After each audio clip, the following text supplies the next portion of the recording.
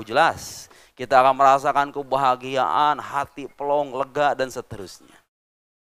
Sekarang mari kita tanya kejujuran iman kita masing-masing. Kita menyembah setiap hari minimal 5 kali. Bersujud di hadapan Tuhan yang kita sebut Al-Ghani, Ar-Razzaq, yang maha pemberi rezeki, Al-Hafidh, yang maha penjaga. Tuhan yang maha menjaga, yang maha memenuhi Al-Qayyum, yang senantiasa terus menerus mengurusi makhluknya. Di antara mana Al-Qayyum, Al-Hayy, yang maha hidup, yang tidak pernah tidur, dia menjaga kita. Dia ud'uni astajib lakum, doa kepadaku, aku akan ijabah. Secara akidah, baik buruk sesuatu yang kita saksikan di dunia ini, Allah yang menciptakan semuanya. Semuanya Allah yang menciptakan. Bismillahirrahmanirrahim. Secara akidah, baik buruk sesuatu yang kita saksikan di dunia ini, Allah yang menciptakan semuanya. Semuanya Allah yang menciptakan. Itu keyakinan Ahlus Sunnah wal Jamaah. Kalau ada yang nanya, Bu, siapa yang menciptakan kezaliman? Siapa yang menciptakan penjajahan? Siapa yang menciptakan kelaparan? Siapa yang menciptakan keadilan, kemakmuran, kesejahteraan, kemajuan? Al-Khaliq lil Kull, pencipta semuanya Allah Subhanahu wa taala. Itu ajaran tauhid begitu. Karena begini, Pak, kalau kita bilang Allah menciptakan kebaikan doang, keburukan yang enggak dia ciptain, berarti kekuasaan Tuhan terbatas dong kalau begitu. Ya enggak? Hanya menciptakan yang baik doang. Sementara yang buruknya dikuasai iblis misalnya. Loh kalau begitu iblis lebih berkuasa ketimbang Tuhan dong kalau begitu. Makanya mazhab Ahlus Sunnah wal Jamaah, baik buruk semuanya Allah yang menciptakan. Nah terus kenapa ini disebut? Ya Allah, kalau ada kebaikan itu berasal darimu, karuniamu. Kalau ada keburukan itu semata-mata karena keadilanmu. Tidak menisbatkannya kepada Allah Subhanahu wa taala karena perbuatanmu gitu. Enggak dibilang meskipun itu perbuatan Allah Subhanahu wa taala. Jawaban para ulama, hadza mim babil adab. Itu salah satu bentuk etika aja. Kalau yang baik-baik nisbatkannya ke Allah, yang buruk di Quran ada juga tuh ayat begini, ma asabaka min hasanatin faminallah, betul? Wa ma asabaka min sayyi'atin famin nafsik. Apa yang menimpa, kebaikan yang menimpamu dari Allah, keburukan dari diri kamu. Padahal kalau kita tanya, emang ciptakan keburukan kita atau Allah? Allah juga. Itu mimbabil adab, mimbabil adab. Dan adab itu penting sebagai seorang salik, orang yang mendekatkan diri kepada Tuhan, adab itu penting. Baik. Sekarang dari sisi adab, kita menisbatkan keburukan itu kepada diri kita. Di ayat yang lain, Al-Quran juga mengajarkan itu. Nabi Ibrahim alaihissalam dalam Al-Quran diajarkan, alladzi khalaqani fahuwa yahdin, walladzi huwa yut'imuni wa yaskin, wa idza maridtu. Nabi Ibrahim itu ketika mengingat nikmat Allah, alladzi khalaqani, dialah yang telah menciptakanku. Tuh, menciptakan sebuah karunia, dinisbatkannya ke Allah. Khalaqani fahuwa yahdin. Terus dia juga yang memberi aku petunjuk. Memberi petunjuk, mencipta, ke Allah dinisbatkannya. Walladzi huwa yut'imuni, dia yang telah memberiku makan. Memberi makan positif atau negatif, kebaikan atau keburukan? Kebaikan, dinisbatkannya ke Allah. Wa yasqin, dia memberiku minum. Tapi ketika urusan sakit, lihat redaksi yang digunakan adalah wa idza maridtu, tatkala aku sakit. Bukan tatkala Allah membuatku sakit, tatkala aku sakit. Padahal penyakit yang diciptakan siapa? Ya Allah juga, tapi etika. Para jin, dalam Al-Quran disebutkan, dikisahkan berkata, wa anna la nadri asyarrun urida bimang fil ardi am arada bihim rabbuhum rasyada. Ada kata syar, ada kata rasyad. Rasyad itu kebaikan, syar itu keburukan. Dalam bahasa Arab, kata syar disandingkan dengan fiil yang dalam bentuk pasif, urida, diinginkan. Tapi ketika berbicara kebaikan, aroda, dia menginginkan, Tuhan menginginkan. Lihat, etika Quranik, etika Al-Quran mengajari kita bagaimana kita menatap Tuhan itu sebagai sosok yang melimpahkan kebaikan lebih banyak ketimbang keburukan yang kita dapat. Memang Pak, kalau kita pikir-pikir, kalau kita renungkan dengan nalar yang jernih, kalau kita Saksikan dengan keimanan yang jujur, kebaikan di dunia ini lebih banyak sebetulnya ketimbang keburukan. Sepakat nggak Pak dengan saya? Lebih banyak negara yang berperang atau negara yang damai? Bagus. Lebih banyak orang sembuh atau orang sakit? Lebih banyak orang yang senang atau orang galau? Ya, itu fakta kehidupan. Kalau kita hanya terfokus dengan keburukan semata, berarti ada yang salah dengan keimanan kita.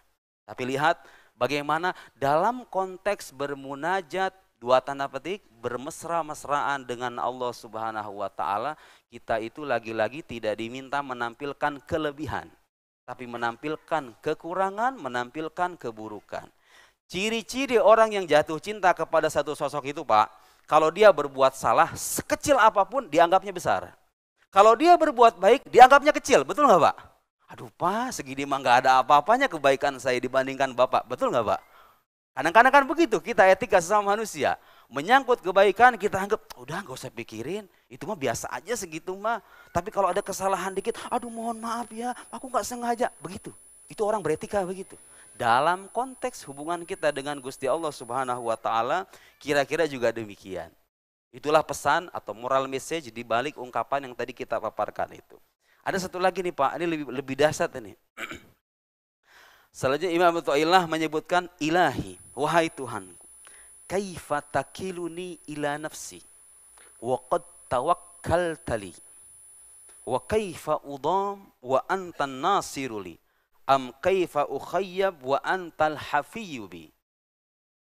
Saya terjemahkan dengan terjemahan agak bebas ya Pak. Sebelum saya jelaskan, lihat saya ingin memberikan ilustrasi sederhana terlebih dulu. Anggap saya mahasiswa yang fakir, yang tidak berdaya secara ekonomi. Saya datang ke Bintaro banyak orang kaya. Ketemu Pak Bambang. Anggaplah Pak Bambang min agnal agniya, termasuk orang kaya di Bintaro.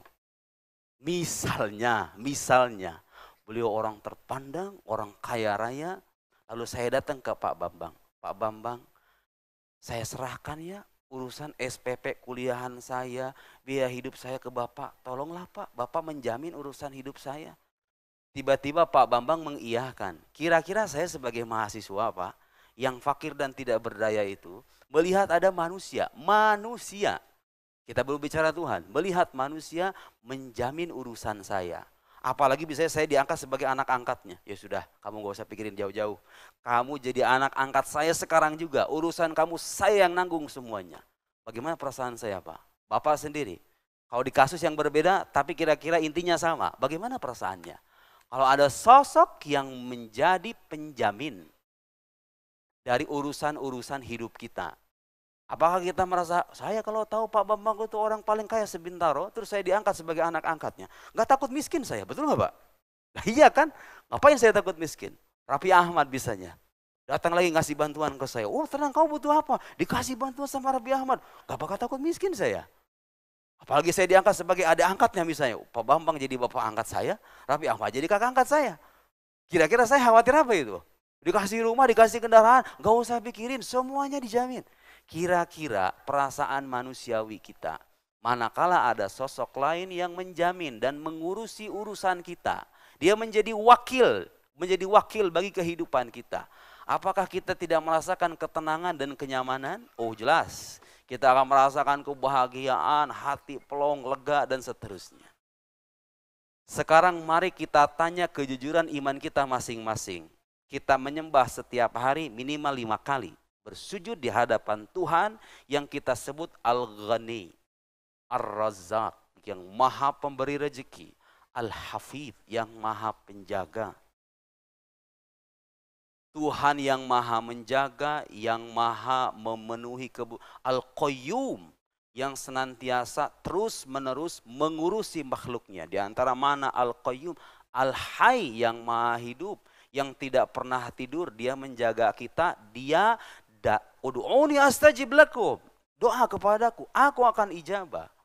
Udah Ustadz, saya udah doa tapi kagak diijabah-ijabah. Anda salah memahami mana diijabah. Cara Allah mengijabah doa itu Pak, nggak kayak teman kita mintai pertolongan, persis mewujudkan apa yang kita mau. Itu manusia begitu, iya.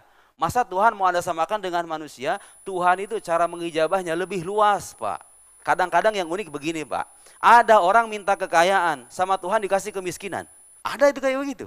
Kenapa? Karena Tuhan tahu kalau dia dikasih kekayaan gak bakal sholat lagi ini orang. Dikasih kemiskinan. Walau rahimnahum wa kashafna ma bihim min durril lalajju fi tughyanihim ya'mahun. Kalau kita belas kasihani mereka, kata Allah Subhanahu, ada golongan-golongan hamba kalau dikasih belas kasihan, tidak diuji dengan ujian yang berat, dikasih yang enak-enak doang. Wa kashafna ma bihim min durrin. Kemudian kemelaratan, kesusahan itu disingkap dari hidupan mereka. Lalajju fi tughyanihim ya'mahun. Mereka terus-menerus durhaka. Ada orang-orang kalau bisa dicabut ujian hidupnya, jadi durhaka dia. Allah kasih ujian yang berat supaya dia merintih di hadapan Tuhannya. Begitu. Itu namanya ijabah doa, Pak. Ijabah doa itu tidak selamanya terwujud sesuai dengan yang kita mau. Doa, kita mengenal istilah doa. Sebagian saya kira, mungkin katakan sebagian besar. Orang mengira doa itu adalah jalan kita untuk mewujudkan hajat. Betul nggak Pak? Bapak kalau doa sama Allah, kadang-kadang gambaran kita tentang doa, doa itu adalah jalan kita mewujudkan hajat. Ternyata kalau kita tanya para sufi, para ulama yang arifin, jawaban mereka nggak begitu. Doa itu bukan untuk pemenuhan hajat. Doa itu tujuannya adalah izharul ubudiyah. Menunjukkan kehambaan di sisi Allah Subhanahu wa taala. Nabi Muhammad sallallahu alaihi wasallam pada peristiwa perang Badar sebagaimana tercatat dalam kitab Sirah Nabawiyah. Beliau sudah diberikan kabar oleh Allah, hadza masra' fulan, hadza masra' fulan, hadza masra' fulan. Ini tempat terbunuhnya si fulan, tempat terbunuhnya si fulan, dikasih tahu sama Allah. Abu Jahal matinya di sini nih. Umayyah bin Khalaf matinya di sini. Umayyah bin Khalaf tewas di tangan seorang sahabat mulia namanya Bilal bin Rabah. Abu Jahal ditumpas akhir hidupnya oleh seorang sahabat yang dulu pernah digampar sama dia, namanya Abdullah ibn Mas'ud. Habis sudah dikasih kabar. Tapi kenapa sebelum terjadi peperangan, dalam sebuah riwayat disebutkan Nabi berdoa sampai selendangnya jatuh, begini terus menerus, sampai Abu Bakar di sampingnya mengatakan, sudah Rasulullah, Allah akan memenuhi doa kamu. Kira-kira begitu. Abu Bakar kemudian, ya bahasanya bukan menegur sebetulnya, kira-kira ya namanya kekasih sahabat dengan sahabat, kira-kira begitu ya. Kenapa Rasulullah itu menampilkan doa yang sedemikian serius, padahal sudah tahu orang Islam akan menang, orang kafir akan kalah. Meskipun pasukannya sedikit. Jawaban para ulama, itulah doa. Doa itu bukan untuk mewujudkan hajat doang, tapi menunjukkan kebutuhan kepada Allah Subhanahu wa taala, penghambaan. Bahwa aku hamba, aku ingin meminta. Gak ada jalan lain aku meminta kecuali Engkau ya Allah. Menunjukkan kehambaan Ibu. Kadang-kadang Pak, doa yang kayak gini nih lebih gampang diijabah sama Allah ketimbang doa yang isinya begini. Sudah sholat duha 12 rakaat, ditambah yasin 7 kali. Kata ulama kalau ngamalin amalan beginian, sholat hajat 7 kali, katanya akan diijabah doanya. Kadang-kadang lebih lambat yang beginian nih. Yang lebih cepat itu kadang-kadang doa yang motivasinya adalah, ya Allah, aku datang dengan kehambaanku, kerendahanku dan kehinaanku. Menafikan amal kebaikannya, tidak ada kebaikan sedikit pun yang aku tampilkan di dunia ini ya Allah.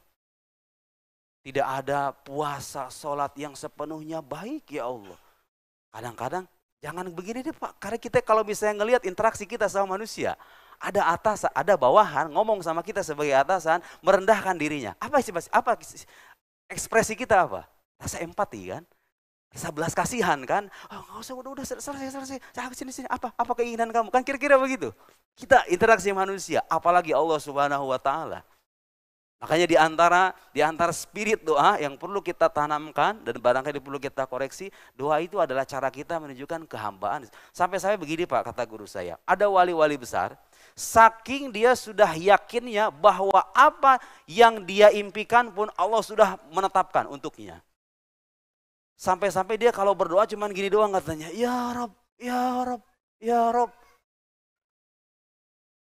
Gak ada minta rezeki, gak ada minta kesehatan, gak ada minta kelapangan. Cuma ngomong ya Allah, ya Allah.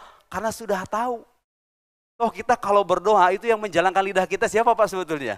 Yang menjalankan lidah kita, Rabbi gfirli wali walidayya warahmah. Itu Allah juga kan yang menjalankan. Berbeda makom tentunya. Bukan berarti kalau begitu gak usah doa Ustaz. Oh enggak. Doa tetap. Tapi ada makom-makom tertentu. dari aulia al-kibar, para wali besar, mereka saking sudah yakinnya dan mantapnya keyakinan akan kekuasaan Allah atas kehidupannya, dia hampir tidak pusing mau ngomong apa gitu kan, karena Tuhan sudah tahu semuanya. Karena Tuhan sudah menggerakkan semuanya, sudah menetapkan semua, dan dia ridho dengan semuanya, pahit ataupun manis. Itu ajaran tasawuf begitu Pak. Saya kira orang beragama, kalau keimanan dinaikin kayak begitu, agama akan terasa sejuk bagi batin kita, bagi kehidupan kita. Yang merasa sholatnya nggak ada rasa, coba sesekali ketika sujud itu merendah serendah-rendahnya. Nafikan kebaikan dari diri Anda, nisbatkan keburukan dan kehinaan kepada diri kita. Subhanallah. Makanya dalam sujud Pak, kita dimintanya bilang Subhana Rabbiyal A'la. Bukan saya yang a'la, Allah yang maha tinggi. Kita itu semuanya rendah. Lihat bagaimana sholat, gerakan dan bacaannya kalau kita resapi, itu bisa memberikan ketahanan mental, kekokohan mental dalam menjalani kehidupan. Baik, kata Imam Ibnu Athaillah, ya Allah, bagaimana engkau menyerahkan kepadaku urusanku, sementara engkau sudah menanggung urusan itu. Artinya Allah itu diantara namanya Pak, diantara nama Asmaul Husna Al-Wakil. Nama Allah itu Al-Wakil. Apa artinya Al-Wakil? Imam Abu Hamid Al-Ghazali menyebutkan mana Al-Wakil. Sebelum Al-Wakil kata beliau, kalau saya menyerahkan urusan kepada satu sosok, saya serahkan urusan saya kepada Pak Bambang. Pak Bambang itu wakil bagi saya. Sosok yang kepadanya diserahkan urusan, itu namanya wakil. Ya kan? Sudah menjadi bahasa Indonesia tuh, ya kan? Allah Subhanahu wa taala menamai dirinya wakil, kenapa? Karena semua urusan makhluk hanya Allah saja yang bisa menanggung dan menyelesaikan. Kata Imam Abu Hamid, manusia itu kalaupun bisa diberikan atau diserahkan kepadanya urusan, itu hanya sebagian aja. Kita itu kalau misalnya nitip sama teman atau mempercayakan sesuatu ke kolega kita, itu kan gak semua urusan kita. Urusan duit oke deh, urusan pekerjaan oke, urusan bini masa mau diserahin juga? Kan enggak. Kadang-kadang gak semua hal bisa kita pegang. Tapi Allah Subhanahu wa taala Al-Wakil Al-Mutlaq, zat yang layak karena dirinya sendiri mendapatkan semua urusan makhluk, menanggulangi, menjamin, menolong semua urusan makhluk adalah Dia Al-Wakil. Tawakal itu maknanya begitu Pak, kita menjadikan Allah sebagai wakil kita. Dalam arti apa? Dia yang menanggung urusan hidup kita. Dan Allah mencintai orang-orang semacam itu Pak. Orang-orang yang setelah berusaha, sudah belajar, sudah bekerja keras, sudah mencari nafkah, tawakal kepada Allah, maksudnya apa? Memasrahkan dirinya kepada Allah, yakin bahwa Allah lah yang mengatur dan menanggung semuanya. Allah cinta sama yang begituan. Innallaha yuhibbul mutawakkilin. Mungkin Bapak dan saya ini kalau urusan ibadah sunnah, urusan tahajud, urusan duha, mungkin kita susah ya. Kalau misalnya kita menambah ibadah, kita kayaknya udah nggak ada waktu Ustadz. Ayo Pak, kita coba cari pintu yang lain supaya Allah mencintai kita. Jadi tawakal itu kan gampang sebenarnya, ya nggak? Setelah kita berusaha, bekerja keras, serahkan sama Allah. Biar Allah yang mewakili dan menyelesaikan urusan kita. Biar Dia yang menentukan hasilnya. Allah tuh katanya cinta sama yang begituan Pak. Masa kita nggak bisa sih begitu doang? Cuma menyerahkan gitu doang, masa ya nggak bisa? Sulit bagi yang imannya tipis. Tapi bagi orang-orang yang jujur dengan keimanan itu sangat mudah sekali. Ada lagi Pak, pintu yang lain yang tidak kalah gampang. Innallaha yuhibbul muhsinin. Allah mencintai orang-orang yang berlaku baik. Aduh buruk semua Ustaz kalau perlakuan saya mah. Berarti kita nggak bisa di pintu itu. Ada pintu yang lain Pak. Innallaha yuhibbut tawwabin. Allah itu cinta sama orang-orang yang rajin taubat Pak.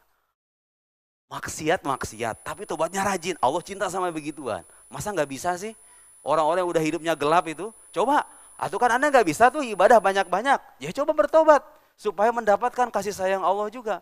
Mendapatkan cinta Allah. Kalau Allah sudah mencintai seorang hamba, masih adakah celah dia khawatir dia akan disiksa? Kalau Allah sudah mencintai. Innallah, Al-Quran yang bilang, Allah mencintai orang-orang yang bertobat. Lah kita ini yang ibadahnya pas-pasan, minimal kita mengetuk pintu itu tuh. Kita kembali sama Tuhan kita, bertobat, banyak baca istighfar, menyesali yang sudah di masa lampau, bertekad memperbaiki di masa mendatang dengan amalan-amalan yang bisa kita lakukan. Dan itu gampang sebetulnya, bertobat. Bagaimana engkau menyerahkan kepadaku urusanku ya Allah, sementara engkau sudah menjamin urusanku itu. Ya, orang kalau sudah percaya, saya tadi memberikan logika sederhana gitu. Urusan saya dipegang sama Pak Bambang, saya nggak usah khawatir lagi. Dia punya semuanya, masalah duit. Sekarang kita serahkan urusan kita sama Tuhan penguasa alam semesta. Kenapa kita masih ragu? Kenapa ada orang-orang yang masih ragu? Besok saya makan apa? Loh Allah Subhanahu wa Ta'ala waktu meminta kita dalam Al-Quran, ketika minta kita beribadah, wa ma khalaqtul jinna wal insa illa liya'budun ma uridu minhum mir rizqi wa ma uridu ayyut'imun. Betul nggak Pak? Apa itu bunyinya itu? Aku tidak ingin rezeki dari kalian. Kamu diciptakan semuanya buat beribadah menyembahku. Yang berdagang beribadah dengan perdagangannya, yang jadi petani beribadah dengan pertaniannya, yang jadi guru beneran beribadah dengan profesi gurunya, yang jadi mahasiswa beribadah dengan belajarnya, yang jadi ahli ibadah di masjid, waktunya ibadah, kita beribadah semuanya, beraktivitas itu beribadah. Allah minta itu dari kita. Kata Allah apa? Ma uridu minhum birrizqin. Aku tidak ingin rezeki dari kalian, dari mereka. Wa ma uridu ayyut'imun. Aku juga tidak ingin mereka memberiku makan. Kalau kita ngasih sedekah ke orang, kita berbuat baik, Allah tuh gak butuh itu sebetulnya. Kita yang butuh dia.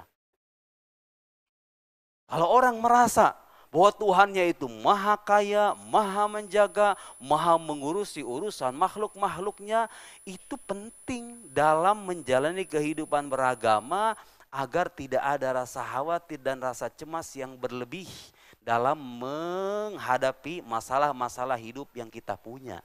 Itu penting. Jadi kita menyerahkan urusan kita kepada Allah dan Allah adalah sebaik-baiknya sosok yang diberikan urusan itu.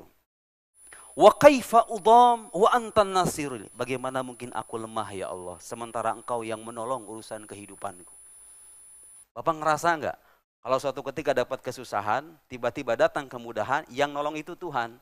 Ya orang beriman merasa, orang yang enggak beriman itu kadang-kadang ngerasa, oh temanku baik banget ya, temanku yang diingat itu. Enggak. Kalau orang beriman, jujur dengan keimannya, oh teman kamu itu bisa bergerak karena Tuhan menggerakkan itu. Kaifa udham wa antan nasir. Bagaimana aku lemah, aku hina ya Allah. Bagaimana aku tidak berdaya sementara Engkau yang penolongku. Wa kaifa udham wa antan bagaimana aku bisa kecewa ya Allah, wa antal hafiyyu bi. Engkau yang senantiasa mengurusi senantiasa hafi. Hafi itu apa artinya ya? Yang senantiasa hafi itu? Mengurusi, menjamin, melindungi kira-kira segala hal yang kita butuhkan dalam hidup kita. Kita merasa cemas, merasa kecewa, merasa sedih, dan kadang-kadang perasaan itu membuat kita hidup tersiksa. Jawabannya karena kita kurang iman doang sama Tuhan kita. Lebih percaya temannya ketimbang bantuan Tuhannya. Benar nggak Pak? Ada orang-orang dalam hidup ini kalau lagi kepepet, dia lebih percaya datang ke temannya yang bisa ngasih pinjaman ketimbang Tuhan yang sudah membukakan pintu harapan. Iya. Tapi kan kenyataannya saya udah doa. Iya kamu doanya sekali dua kali doang. Doanya sekali dua kali doang. Istighfar yang banyak, perbaiki sholat. Saya waktu beberapa hari yang lalu Pak, ada orang, saya pernah cerita di Masjid Dotok Malaysia ke Bandung, saya ceritakan di sini ulang. Karena ini cerita bagus. Ada orang, saya habis ngisi di salah satu masjid di Bintaro, bukan yang di sini. Itu saya naik mobil, drivernya itu cerita sepanjang perjalanan, dari mulai saya duduk sampai saya sampai ke rumah 1,5 jam. Cerita penderitaan hidupnya, saking banyaknya. Kagak kelar-kelar. Itu belum selesai episodenya. Sampai saya masuk gerbang itu, belum selesai itu cerita. Astagfirullahaladzim kata saya, ada orang sesengsara itu. Ternyata awal ceritanya itu begini. Mungkin ada yang lebih sengsara dari ini, saya hakul yakin ada. Tapi begitulah masalah hidup ya. Dia itu buka usaha dengan temannya, tiba-tiba duitnya diambil sama temannya, dibawa lari.